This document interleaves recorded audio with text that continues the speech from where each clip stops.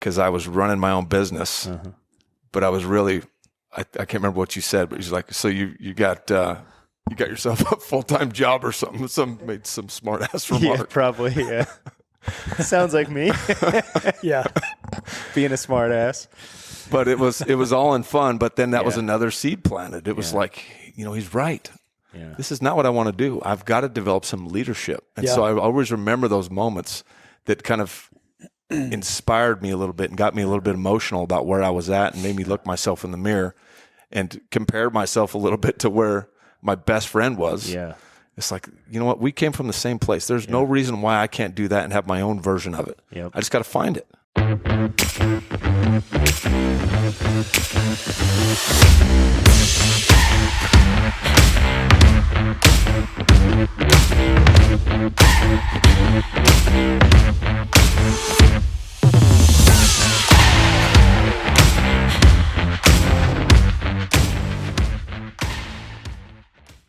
So the elk hunt was rough, huh? I had a great freaking time, dude. Yeah. But we didn't see shit. Oh. We saw the last night that we were there, we saw some tracks crossing the road on our way out in the middle of the night. That were fresh. But it was, it was a cow and a calf. Okay. It snowed up there. Mm-hmm. Yeah. Did you go in where we went in? Same spot, or did you go somewhere else? So we went down the West Fork. Okay. And I think you guys went down the East Fork, I think right? we were in the East Fork, yes. Exactly, yep. So, yeah. So you were on the hillside over on the other side. I think they were probably up on that other side of the East Fork. So if you have the west and the east, I'll bet, because there was a ton of that. Dude, there was like, I don't know, there was so much sign, dude. Was there? Yeah, they were in there. And There's a bunch. Ryan's brother saw two bulls hiking in. So Up on they the were top, right? Up on the very top. Of the east, yeah. Yeah, so they were in there. But yeah, it's the general Utah elk is just rough unless you have private land or something, it's tough. It's just hard. Like, that's hard land. Like, it's just hard country. Oh, my Everything God. is, like, steep. That's elk hunting. Elk hunting is just, it's rough. That's where they are. That's where they are. That's where they Which live. is awesome. Right? It That's is. what makes it fun.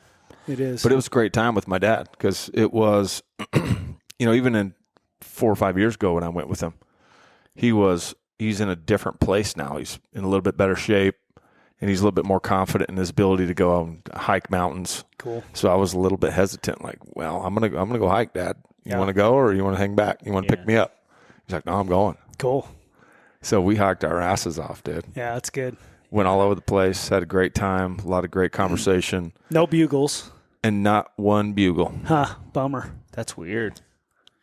Surprising. Did you try bugling yourself? Mm-hmm. Yeah, and just no answers. Nothing. Huh. Nothing. Yeah, because I know Ryan and his brother, they bugled the one night too, and they heard one bugle back up on the very, very top. And then I think they saw a bull, didn't they, way up there? Yeah, they did. They saw one. And we heard one bugle. Yeah, unless it was another hunter. But we thought it might have been. Yeah, I mean, could have been another hunter, but yeah, I don't know. I would think if it was another hunter, you'd have heard more than one. Yeah. So, could be Right. wrong. Well, next year, so we got some of those New Mexico vouchers that we did last year. They're awesome. Just have you and your dad go there. Awesome camp. I mean, you go in, stay in these little cabins so you can sleep and take a shower every night, but then you're hunting the rough country all day, every day. Okay, good. Good roads. It's a huge, I think it's like, 30,000 acres or something. Is it private? Giant private. Yeah. Wow. And they get, I think we got 20 landowner vouchers this year. So you can go archery all the way through rifle, and you can do the early rifle in October, or you can do we did the late rifle in December. And it depends what happens. So the October rifle, I think, is always pretty much the same. You're going to hear some bugles. It's going to be a good hunt. But the December hunt can be really good if they get a lot of snow because it pushes them down into the sagebrush usually. But when we went, we didn't get enough snow. But it was still an awesome hunt. They're still up top. Yeah, but we still got up in and we were hunting just up in the trees and we all killed. Brad killed a 360 bull. Brian killed like a 340. Beautiful 6-point. I killed like a 330. Still great. All great good bulls. freaking animals. And the one mine was with was like a 370 or 380. No, that one's my dad's. That's my own from years ago in Penguins Lake. What did this one score here? 350, right at 350. Yeah. Yeah, so 350 is a good bull, right? It is. Have we ever got those on the podcast? I don't think we have. These bulls up here on the...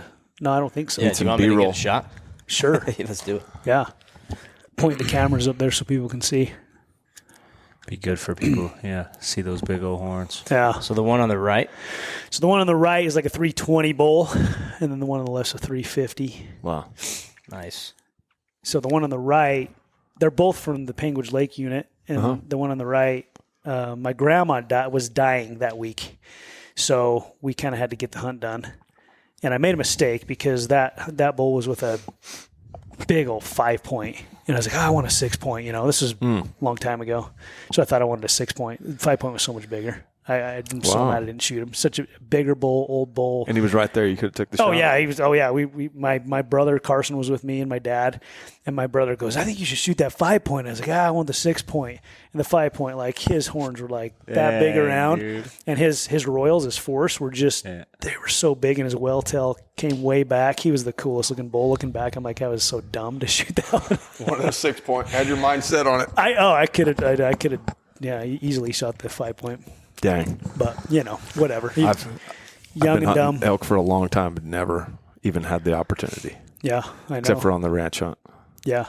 where they're just laying all over the place. Right. Yeah, you want a free range, legitimate. I do, dude. So I'm willing to go Yeah, do the me damn too, work. man. I just need to go where they're at. Yeah. So that New Mexico one's really good. And then if you want to go for like a giant free range, my neighbor, he always has 2 or 3 landowner tags, but he sells them for like $50,000 on the San Juan. And he's killed probably 6 or 7 400+ inch bulls. Dang, dude. I'm like, when are you gonna have enough, dude? He's the one we're getting these landowner tags from that we're going this week. Down there in Monticello? Yeah. Or Blanding, I it's mean? cool. Blanding. So yeah, same type area. Yeah. Anyway. Wow. Awesome. Yeah. Is it the Blue Mountains? Is that where you're going? Good question. I don't even know. I got to find out. I got to meet with him in the next couple of days to see where he kind of grew up there, so he knows it really good. You're just going to do it yourself? Yeah. I think it'll spot them out. Go kill them. Yeah, he said that there's just a ton of deer. He says you drive from kind of the farmland to farmland and just kind of check out what's all there and just kind of watch what's coming in and out, which is fun hunting. That's what we did last year in South Dakota. We were on a big it's a big ranch, and we would just drive, watch all the coulees, watch what deer were coming out, and that was during the rut. So this won't be during the rut, but he said you'll have shot opportunities morning, night. So chances are they'll be there all day. Okay. So I think it'll be good. That's awesome. I hope it'll be good. Yeah, You always hear this stuff, and you get there, and sometimes it's not what you're hoping. So I'm trying to keep my expectations. That's what low. makes it hunting. Otherwise, we'd just call it shooting. I want it to be a little bit of a hunt. You don't want to be too easy. Or you want to go hunting. I know. You don't want to be too easy. Yeah, that's what this Idaho one is. It's just shooting. Yeah. Yeah. Well, Just go pick them and shoot them. yeah. Get the meat. But that, even that Colorado hunt that I paid for, Yeah. it was, it was high expectations and great shot opportunities. And then they got more effing snow in 2 days That's than they've right. gotten in like the past 10 years. That's right. I remember that. Yeah. So everything bedded down, hid. Everything was just way back up in the mountains, and we couldn't get to them. Yeah. Normally we could drive up in there, but these guys were all from Tennessee, and none of them had snow gear. None of them even had effing hiking boots. Oh man. They were all wearing So tennis they were shoes. just out. Oh, It's like, man. what the fuck? No chains on the tires. So they couldn't get anywhere. That's what's cool about these New Mexico guys. They're legit. Yeah. Like if there's snow, let's chain up the tires. We were on a road. I mean, it was so narrow, and it's like this on the one side, and then the road, and then straight down. Yeah. Man, I was puckering. We were going up this thing, and the back end just kept doing this. Yeah. I thought we were going Sliding over, towards the oh edge. my gosh, he just kept cruising, just kept making it. Tire go. chains? Yeah, he got it done. They're good guys. They know what they're doing. Yeah. Funny guys. Yeah, I used to go cougar hunting with my cousin, and he would cruise his little Toyota Tacoma, little tiny truck on those little four-wheeler trails. Yep. Same thing. It's just like you're right on a cliff, and we're in the snow. It's dude. and he's like smoking weed while he's driving. That's how these guys You are. gotta watch the road, dude. Look at the size of this cliff. That's how the guy was. That's how he's reducing his anxiety so he can Exactly. stay on the road. It's like no big deal about it. Yeah, this guy named So Wayne is funny. who I was at with. He's an old veteran guy. Same thing. We'd get in his truck every morning, and it was like a hot box in there. Like, So dude. funny. Yep. Crazy, man. Don't mind the smell. No, yeah, exactly. Funny guys though. Well, dude, excited to have you back on today, man. Yeah. Thank you guys for having me back on. You bet, dude. How many other people have you had on twice? Not very many. One or two. I know Justin Yep. and Alty. Yeah, And Alty. Kevin have been on a couple times. Yep. And I think that's it. Yeah, I think Justin Prince, Alty, and you, man. So it's good to have you back on. Right on. Yeah. I know, dude. I as I read your book, I'm like, dude, we gotta. I know it hasn't come out yet. In fact, I think whenever we drop this, it should be right near during the launch of your book. Yeah, Halloween is the launch. Yeah. Yeah. So anyway, I'm just like, man, we've got to get you on and go through this because I think that people need to read this, dude. There's going to be, a lot of self-improvement books I think you read, and you hear people's stories, and it almost feels like it's all fluff. It's all the good stuff. It's a highlight reel. It's like scrolling through their Instagram. Yeah. And maybe they talk a little bit about the struggles. But, dude, you're so vulnerable through all this. And then teaching through the whole process, I think, is powerful, dude. And I think more people stop during the struggle en route to success than realize it. It's like if you see there's a success cycle where people get started, they're really excited, and then they move forward. It gets hard, right? Stuff gets hard. They start getting some challenges, so their excitement level goes down, and they enter like this desperation phase. And then when people are desperate, it's like usually they'll look for something else. They'll find a new opportunity, get excited again, and start over. Right. But that's not what you did, man. You made a decision what most successful people do, and that's when you're in this desperation phase, like, hey, I'm going to pick myself up, dust off my boots, and move forward and get better. And I think if more people realized that cycle, which you do such a good job of describing in here, I think that there would be a lot more people succeed because they just think, oh, it's talent, or Jefferson just got lucky, or whatever it may be. Yeah. When I think as they read this, they'll realize that's the furthest thing from the truth, right? That's the idea, man. Yeah. And it was similar to the inspiration that I had by reading the 10X rule that kind of set me up for that, like the belief that it was possible for me. Yeah. And just hearing Grant Cardone's story and overcoming addiction, and it's not like he's terribly gifted. Right. He's developed talents and skills and abilities through like sheer will Yeah. Right. and effort. And Right. years and years and years of consistency. Yep. But he at one point in his 20s and early 30s was struggling and going through the shit and dealing with addiction. Yeah, And I it's think what happens so often is people think they get in their mid-20s or even mid-30s or even 40s, right? And they think, oh, my gosh, my life's already over. I've already screwed up. And what impresses me is how quickly, and probably maybe doesn't seem like it's been that quick to you, I don't know, but it's been pretty quick. I mean, the last, 5-6 years, from where you were 5-6 years ago to where you are today, it's amazing. You've totally transformed your life. And you talk. I've started. I'm probably about a quarter way through, so I just have the PDF copy so far. Yeah. But you shared that with me, so I'm going into that, and I'm excited to finish it. I mean, it's good, really, really good so far. Yeah, we were just talking about that earlier, and it's interesting, from my brother's perspective, because it has happened fast, and it doesn't seem like it's happened fast to me because it's been a lot of freaking work. Yes, and it's been, I've had to live it. But when you look at it from the outside in, like my family looks at it from the outside in, and it's interesting how the dynamic changes, because literally I was the guy on the couch at my brother's house. They were supporting me. Just 7-8 years ago. Was back in, I left in 2009. Okay. So it was 14 years ago now. Mm-hmm. But now that I think about it, it's like, that just seems like yesterday. Yeah. But I was the guy on the couch, and they were supporting me, and I was the older brother, and they looked up to me. But, in a very short period of time, I decided to make that change and get the hell out of there and decided to do something with my life and start making some progress. And then it can happen really fast because not a lot happened between 2009 and 2015. A little bit more happened between 15 and 18 where I started doing sales, and I was like, man, I could make some money.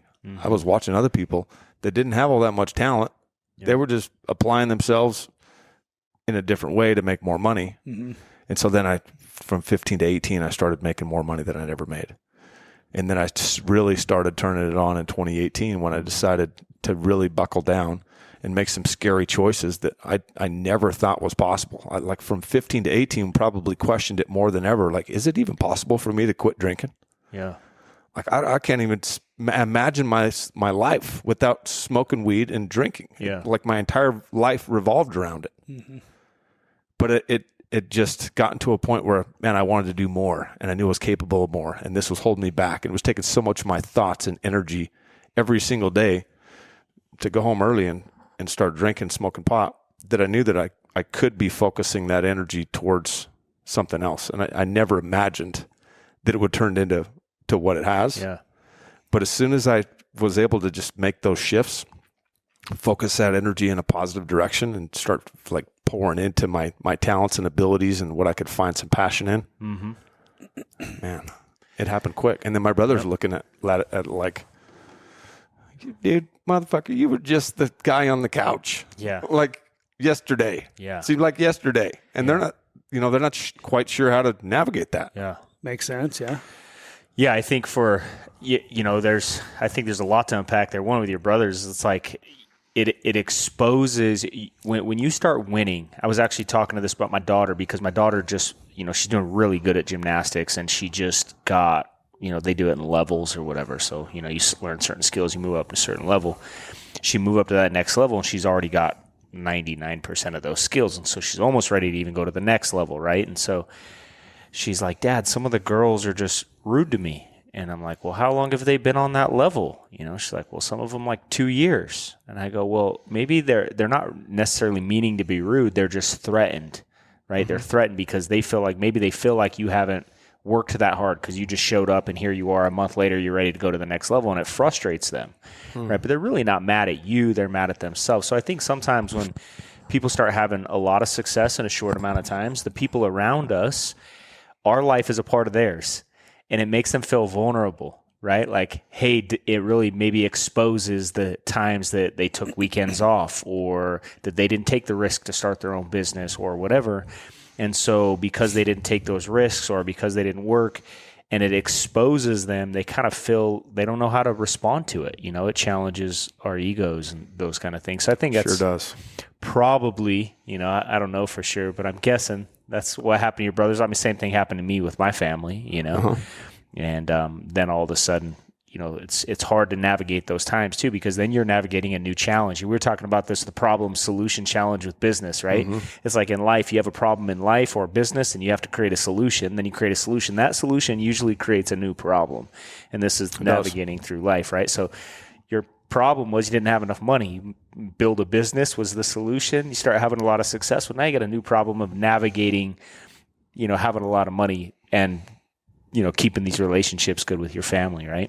Yeah. Which isn't always easy. It isn't, dude. And because I'd never gone through it, it's like I didn't know how to deal with it. Yeah. Just like when I had started applying some of these principles to my life that I'd learned from Cardone, I didn't know how to do that either in a tactful way. Yep. And I didn't do it tactfully. Yeah. And I was kind of abrasive about it. But over time, like the way that I talked, and I was pretty proud of the moves that I was making. So I talked about it a lot too. Yeah, sure. And now I look at other people that are in a similar situation. You hear them talking a lot. And it's like, yeah, I imagine that's how I showed up for people. Yeah. Just like, I think it's funny. I think there's that edge. Sometimes you just get that edge sometimes when you're on your game and you're focused, and that's how we learn, right? I mean, I was that way. Me too. I had an edge on me, and I was focused. And if you got in my way or were a hater, right? Instead of looking at it like you're talking about, I think, you just got to understand, they're not really hating you. They're just frustrated that maybe, like you said, they haven't chosen to do the work, and so we call them haters, but really I think they're just frustrated with themselves. They just don't recognize it sometimes because they know they could have done better, right? So we all have those haters out there. If you're actually making moves and you're actually going somewhere and you're actually getting results, and I don't want to say leaving people in the dust, so to speak, but that's kind of what happens, right? You start to make these moves. They get threatened. They go, what's wrong with me? And they think something's wrong with them. There's nothing wrong with them. They have chosen to do things different than you've been doing. I think this is another thing that happens when, like one of the things you've done a good job of is bringing Chandel with you, right? Where a lot of people, they'll make a decision to go, like maybe they've been stuck, right? Title of your book is All In, Get Unstuck, Accelerate, and Go Further Faster. Someone will make a decision like, man, I'm sick and tired of being stuck in life. I'm sick and tired of being sick and tired. So they go get better, and then their spouse stays the same. And then their spouse goes, well, you changed. Well, of course I changed. I was trying to get unstuck, right? I was trying to move forward. I was trying to make my life better. You expect me to stay the same, right? Yeah. Like, of course I changed. And so I think that you've done a great job of including Chandel in that process. Mm-hmm. And I know, like, for me, that's one of the things that has helped is making sure that Kelsey was reading the same books, attending the same seminars, that we were doing those things together so that we were both growing. And I wasn't this reflection that she was looking into that was threatening her lack of growth, rather than we could do it together, which is just as frustrating, by the way. It is. Right? And I've seen it multiple times. I'm sure you guys have seen it. As many people as you guys got exposed to that were going through those same exact things, but hadn't quite developed the communication or the buy-in to their relationship to keep it healthy along the way. Yeah. Because, luckily, it's always been a focus of mine to maintain strong relationships with my wife and my kids as I'm doing this, because I've felt it at certain stages start to slip. Yep. Early on in the business, my family never saw me for 18 months. Right. Like, barely ever saw me. Yeah. And I'd started to feel it slip, and I could feel the tension and there's this animosity towards what I'm doing, and you got to reel it back in. Yep. And then that's when I really started doubling down on, man, I got to bring everybody with me. Yeah. What is the purpose of doing any of this and making all the millions of dollars if you end up by yourself? If I'm by myself and I don't have the most important people in my life backing me and supporting me and there for me when I get home. Yeah. When you start getting to a place where nobody cares that you got home at night. Yeah. That's not a good thing. That's not a good thing, man. Yeah. I think it's important for people to know, though, is you're going to have a struggle either way, whether you change, and it's like we were talking about with our family sometimes being, that uncomfortable feeling of, hey, you left me behind, or, hey, you're coming with. Either way, you're going to have some speed bumps, and it's a lot better to go through the speed bumps together and let's do this together than it is like, hey, I'm just going to do it anyway, You could run into problems either way, though. Because if you're forcing it, right? Mm-hmm. Like you're either coming along with me or I'm going to leave you behind. Yep. And I think I said stuff like that. Yeah. Sure. I think we all have. I'm sure we've all said that. Yeah. Dude. Yeah. Because that's really the easy way to do it, right? Yes. I'm going with or without you instead of going, I'm going to do this and we're going to do it together and I'm going to work with you. And that's the work, And it's so easy to have, I think, I don't want to say it's easy because you're right. It's if you're not willing to do the work, it's going to be hard because you didn't do the work, right? Exactly. So many people are so soft these days. They don't want to go do the hard things. And I'm just always just with the life that we live. My biggest concern with my kids and my family is like Bridger comes home today. Dad, I had to go to school for 6 hours today. He's like, it was hard. I go, Bridger, that is not hard. I said, you haven't done anything hard yet today, right? And he's been doing a good job because he has to come home and he has to, if he ever wants any screen time, he has to do a workout that I've got planned for him before he gets any screen time. So he's been really good. He comes home right away, gets his workout done because he wants to play a little computer. Reminds me of Dumb and Dumber, dude, when he comes back and looking for a job and he goes, hey, dude, you find anything? He goes, man, there's nothing out there unless you want to work 40 hours a week. But that's how it is, man. That's how it is. That is our generation today. And we laugh about it, but it's pretty scary. It's sad. I mean, it's like we were listening to that lady on Ed Milet. I don't know if you listened to that, but I didn't listen to it. Anyway, yet. It's on my. I forget her name. Anyway, I can pull it up right now. But she talks about how, or maybe it was Ed talking about how people talk about a walk. Go for a walk for a workout. It's not a workout. It's a walk. Now, nothing wrong with walking. Walking is good for you, right? Yeah. Right. But she's like, come on, a walk? You can't count that as a workout. You got to go exert yourself, right? But it's sad that we've minimized down to walking is a workout, you know? Gabrielle Lyon. Gabrielle Lyon, yeah. That's a good one. Anybody who's listening, they need to listen. Yeah, I think that, I mean, people avoid doing hard things. You were talking about, there people that are 30 or 40, or maybe it was you, Brandon, saying that maybe they felt like their life has passed them by. But the reality is the average person that's on Forbes didn't start a business till they were in their mid-50s. Yeah, right. The average person becomes a millionaire in their mid-60s that becomes a millionaire. So I'm not talking about the average person never does, but of the people that do, it's in their 60s, right? Wow. I think it's so important to remember. It is. Because when you're young, you think 5 years is an eternity, Yeah. And the older you get, it's nothing. Yeah, it's not. And so I think the important thing is, like, if someone's listening to this and you're in your 30s or 40s, it's not too late to make a decision to say, hey, I could change my life. You could be 55 or 60 or 65 right now listening to this, and by the age of 70, you could have totally changed your life, right? And it doesn't matter if you're 20 or 70. You can make it happen in the same amount of time. The point is being willing to do the uncomfortable things, right? Is being willing, because there was a point you were talking about in 2009 to 2018. Between those years, it talks about this in the book, how many ups and downs you had, right? You had to make decisions over again. I don't want to say messed up because you learned from it, but you made you had challenges that you learned from and got better from those. But 2018 is when you started your own company, right? And I'm sure that wasn't comfortable to go from, you had this system, you were making money, doing all those things, and really moved, right? You moved to a new city, started a business from scratch. And most people have had jobs, if they're 40 years old, they've had a job their entire lives. They've always had this false sense of security, and never really decided to say, you know what, I'm going to bet on myself for once. Yep. And even though they're the most prepared that they've ever been. Yep. You're more mature, you're more experienced, you're more prepared in your 40s and 50s than you've ever been. But we've just spent the last 20, 30 years getting comfortable. Yeah. And I know a lot of people that I love and care about that are in that position. Yeah. And some of them have taken the leap, but then some of them with all the talents and abilities and skills and good looks and everything you can think of, but they're so stuck in those patterns and are surrounded by them, by other people that are doing the same things. So they've never been exposed, and like the belief and the possibilities of that being something that they could do is just like not even on the radar. Exactly. And so they stay right here.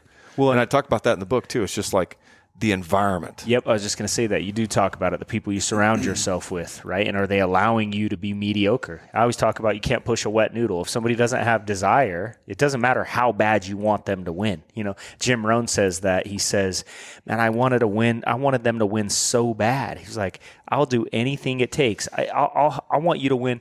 I'll put one of you on my back and I'll carry you till I die. And he goes, and guess what? I almost died. It's like and it's true, because you just cannot make somebody win. They have to decide at some point that they're going to win. And once they do, they'll change their environment, which is another thing you talk about. How do you get into that environment to where people around you aren't telling you, hey, it's okay to just be average and ordinary and be mediocre, And isn't it interesting too that when you are finally ready, that all of a sudden you feel the urge for a new environment? Because as long as you want to stay comfortable, just stay around those same people. Exactly. Just make yourself feel good about hanging around a bunch of people that are right where you are or below where you are. Yeah.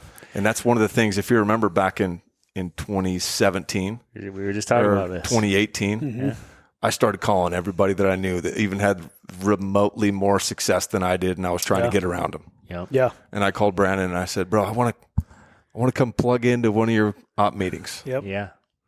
Yep. And I was in the front row. I was just taking notes. Yep. Right. I was just watching every move, and I was watching how everybody interacted and how Brandon treated people. And that was never even on the radar before. Yeah. Like I was never going to surround myself with somebody who was going to make me feel uncomfortable about Go to myself. a business meeting on a Wednesday night or something. Yeah. And get around a bunch of successful people that were going to make me feel inferior. Yeah. So how long did it take you to get to that point where you're like, okay, time for me to change now? Like it was obviously years. Yeah. How long did it take? What are some maybe situations that caused that change? I know you talk about all this in the book, but talk about that a little bit, because some people, I guess, everybody's got a different journey. Your journey was different than anyone else's, but there was a point where you go, okay, enough's enough. And not only that, when you made that change, you made that decision, right? Decide is like the side is suicide, it's death, right? So suicide, you put to death. So you decided, boom, and that. So what got you to that point finally, and how long did it take you? It took a long time. A long time. Why do you think that is too, by the way? Why do you think it took so long? I had to be ready. It had to be my idea. I had so many people around me that loved and cared about me and told me that I was was capable of doing more, and I was meant to do great things, and I was underutilizing all my skills and abilities. But it had to be my idea, and I had to overcome all of my self-doubt and my lack of belief and my uncertainty and all the challenges that I dealt with from addiction. Because that was one of my crutches. Was I was like, I'm not sure I'll ever be able to do anything like really significant just because of this weight that I have on my shoulders of the addiction and all the energy that it takes out of me.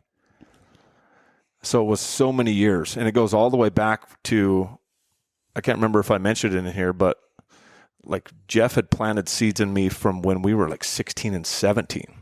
And it was really my first, like these first memories that I have of like, what am I going to do with myself? And I want to do something great. And I want to have some like that spark that Jeff has, that he talks about and that he's proud of. And I never talked like that back in those days, but it planted seeds in me.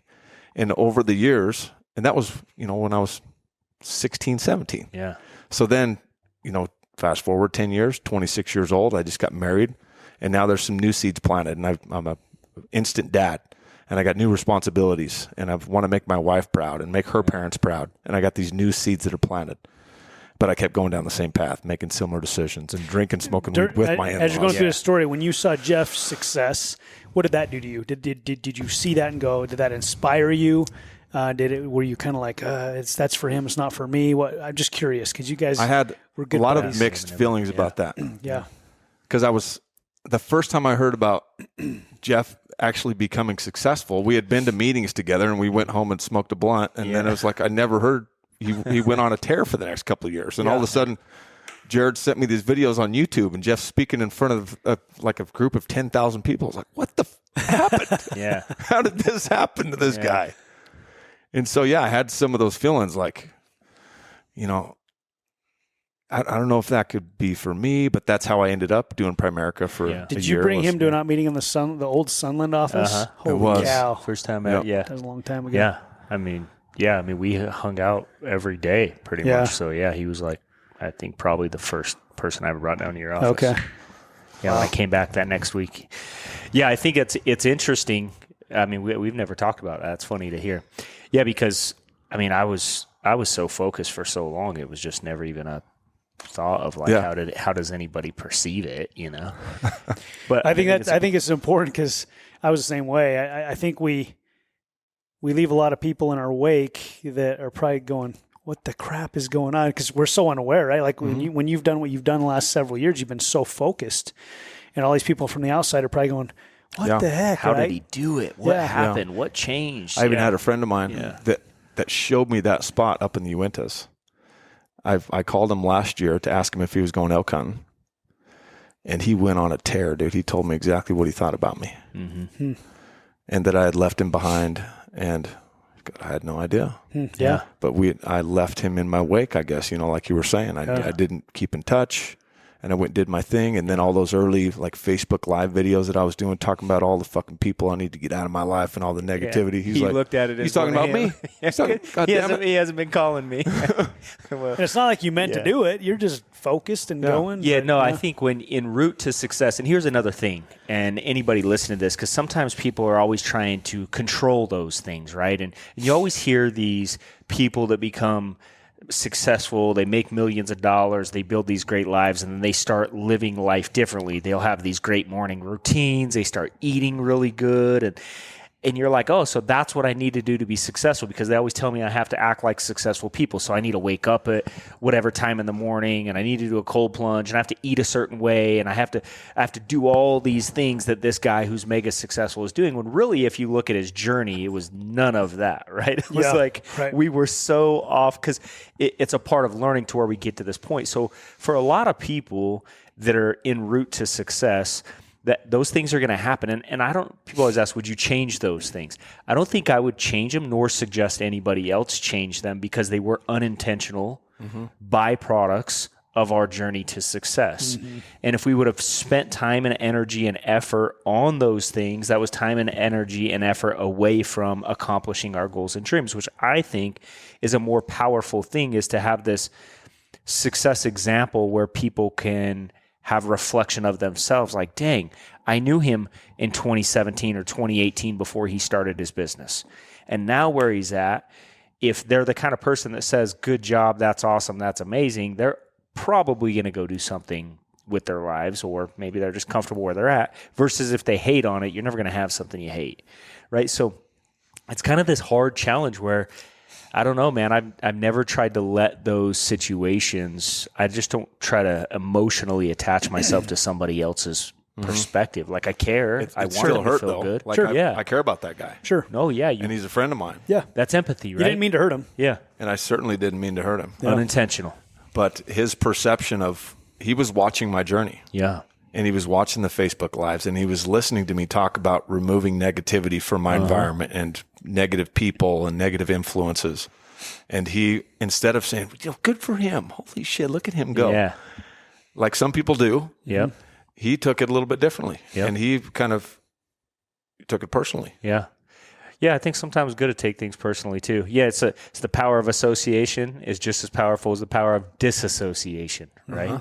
It's like both of them matter. Associating yourself with successful people like you were talking about, showing up to the meetings, being around people that are successful, but also disassociating yourself from certain environments. It doesn't mean they're necessarily those people, but it's the habits and the decisions and the expectations of those people that are really what you're trying to get rid of, right?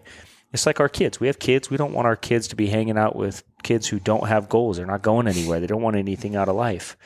But at the same time, it's like I'm grateful that was the environment I was raised in, because that made me hungry, you know? It did.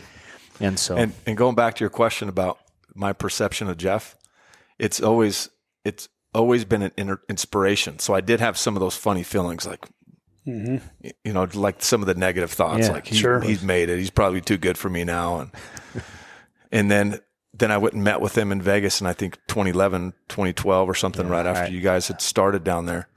And it lit a fire under me again, because he had said something to me one time, like poking a little bit of fun at what I was doing then, because I was running my own business, but I was really, I can't remember what you said, but he's like, so you got yourself a full-time job or something. Made some smart ass remark. yeah, probably, yeah. Sounds like me. Yeah. Being a smart ass. But it was all in fun. But then that was another seed planted. It was like, you know, he's right.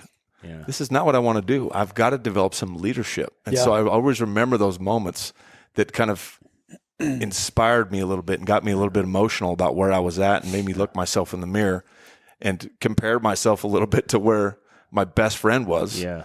It's like, you know what? We came from the same place. There's no reason why I can't do that and have my own version of it. Yep. I just got to find it. Yeah. It's true. It's good. And you did it, man. You did it. So let's talk about some of these principles. I'd like to maybe go through some of these things in the book, because I think as we're jumping around, I think it's awesome. But there's a few things, like especially at the beginning, you know, part one, you know, you break them up into get unstuck, accelerate, and then go further faster. So let's talk about get unstuck. First of all, you talk about your inspiration for this book was 10X. I think for those listening today, that hopefully they go back and listen to the other podcast that you had. I don't know what episode it is. It's like our first one. I think it was like number 4 or 5. It was right in there. Yeah. So maybe if you guys scroll. And what are you guys on now? 70 I don't know, something. yeah, I don't know. 72. Yeah. Wow. So, so if they go back and go to those, you should listen to that, because I think you did a really good job of telling your story and kind of some of these things that I think we'll go over again today. But it's like you had a defining moment where you clicked on that Grant Cardone ad.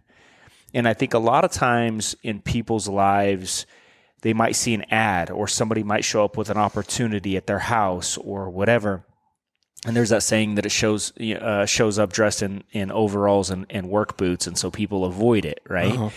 And so you clicked on that ad, and you knew you were going to have to go to work, but it changed you, right? I mean, wasn't that the catalyst? Was that like one of the big things that you just made a decision to say, you know what, I'm going to get unstuck. I'm going to go change my life. It was. Talk a little bit about how that happened, because most people don't click on an ad on Facebook or anywhere and make a decision to be naive's the wrong word, but I don't know what other word. It's like a little kid on Christmas morning, just excited. Like this can actually happen. Like I believe in Santa Claus. This might be the thing that could change my life. Yeah. Most people look at an ad and go, whatever, that guy's a liar. Yeah. Right. So, and I had a little bit of that skepticism, and it's good to have a healthy amount of skepticism. Mm-hmm. But I went into that mentor program just fully committed. And I in the beginning, I wasn't fully committed. I was just like, I want to change my life. I want to do something different. And Grant Cardone is offering this opportunity to be mentored personally by him and his team. And maybe this is it. Mm-hmm. And it was, looking at the moment, it didn't seem like it was like this big pivotal, like transformational decision I was going to make. But everything kind of goes back to that moment where I called my wife and I had just checked the bank account and it was $1,100 for this freaking mentor program. And I only had $1,100 left. Yeah. And I wasn't even I was out supposed to be working, but I was flipping through Facebook. Mm-hmm. And spending $1,100. It's my last $1,100. And it just like this, I needed some help and I wasn't sure where I was getting it. I wasn't getting it where I was. And maybe this was it. And I really didn't start until maybe like 4 or 5 weeks in. I was paying for it. And I was, I knew the meetings were going on. I didn't really start plugging in. But then, I started really feeling some of that energy from being in those groups and hearing the success stories. And it did. It was a big pivotal moment that got me down this new path and exposed to a new environment that I was searching for, that I was looking for at your office. Mm-hmm. And then I was looking for a little bit more and a little bit more. And all of a sudden I'm in a part of these groups that there's 150, 200 people talking about their success and their daily habits and their disciplines. And we're being challenged by this mentor group to change our daily activities. That's awesome. So you talk about, like chapter 1's getting unstuck, right? It's called Unstuck Yourself. Chapter 2 is manufacturing change. So describe, what do you mean by that? I know obviously it's in the book and people need to go read it, but give a quick little preview of like, what is manufacturing change? Like, what is this? Because a lot of times people, they want to do something like you're saying. I knew I wanted to do something. So I just didn't know what I wanted to do. I had to get around the right people, but what is your definition of manufacturing change? Sometimes you've got to create something out of thin air. Yeah. And if you know that you want something different, but you keep doing the same things, nothing's ever going to happen. Right. And what kept coming to mind as I was thinking about the concepts and how to articulate it and to think about my story and how I had created something essentially out of thin air. Because the last thing I ever wanted to happen was that this, like a really low point. Like I could have killed somebody that night that I ran from the cops and ran somebody over and gone to prison. And that would have been some change. Yep. And it would have been forced upon me. Mm-hmm. Or you could, you yourself could get hit. Sure. Or you could get cancer. Mm-hmm. Or, there's all kinds of things that some kind of catastrophe could cause change in your life that could be the catalyst for you to take it to the next level. Yeah. So as I was reflecting, I didn't have any of those things. Yeah. I just had to create it out of thin air. Mm-hmm. And I manufactured this change in my life by changing my environment and just, finally getting some awareness that if I just stayed here doing the same old stuff, hanging around these same old people, I'm going to keep getting the same freaking results. And I do not want to keep getting these same results. Yeah. So if you want change, you don't want some catastrophe to happen to you for it to happen. Sometimes you just got to make it happen. Yeah. Sometimes, and you talk about in the book kind of playing tricks on yourself in your mind, like telling yourself these stories, right? Which is kind of what you're doing now. You do a really good job of explaining it in the book. And I think, if someone's listening to this, a lot of times people they wait for these pivotal moments in their life that like the world makes them have to change. Mm-hmm. Whereas if you have the desire, which you had, obviously, right? So you're talking about the story the whole time. And the one thing nobody could teach you, nobody could give you, nobody could gift you, nobody could change was you had the desire to do something special with your life. It just took time. I think a lot of times, and tell me if I'm wrong, do you think that all of those years that you had substance and addiction issues, I hate the word addiction, but substance issues, because everybody's addicted to something. You just chose to change that addiction from a substance to winning and creating abuse. A better life. I was highly abusive of the substances. Yeah. So do you think that you were just kind of suppressing the fear of failure if you really went for your goals? Because I've known you since we were young kids. I know you always wanted, I mean, you were never really scared of anything from the outside. Yeah. Right? I mean, you know, I've always said how crazy you were. Put you on a motorcycle or whatever, right? If it involved adrenaline, you're in, right? And you talk about that in the book too. So did you always have that desire, which I know the answer, and then do you think that you were using substances to suppress that actual desire because you had a fear of something, maybe a fear of failure? I don't know what it is, but yeah. And I think I know so many people who have just talent pouring out of them, but they do. We all have this fear of failure, and there's uncertainty, and we've been conditioned because everybody else around us is doing it to be seeking security and comfort, and that's what I was doing. And I knew that I could go back to doing construction. I could go to school, but I knew that I had a plan B. If being a mechanic didn't work out, I'd just go right back to building houses, and I could do it with my eyes shut, and I'd smoke weed all day, and I was the best one out there. Yeah. And so I just had this comfort zone that I was in. Yeah. And then I was also, born the first, and I was named after my dad, and my mom told me my whole life what a responsibility it was to be the oldest. And there's also that responsibility that we have.